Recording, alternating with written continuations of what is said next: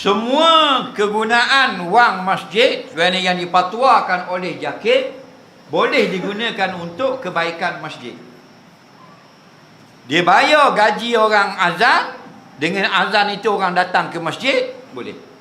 Dia bayar gaji imam, orang pun datang salat berjemaah jadi ramai orang, boleh.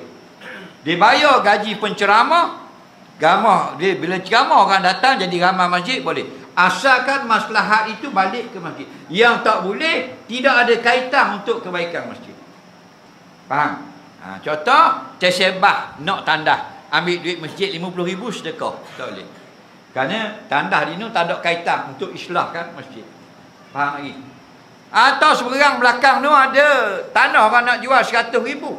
Jadi masjid ambil PT 200,000 bayar untuk buat parking masjid. Jadi orang parking sebelah tu datang semayang sini. Maslahat masjid juga. Boleh ambil 200,000. Segala kegunaan ialah untuk kebaikan masjid, boleh berlaku.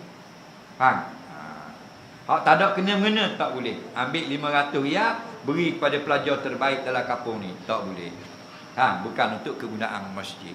Soal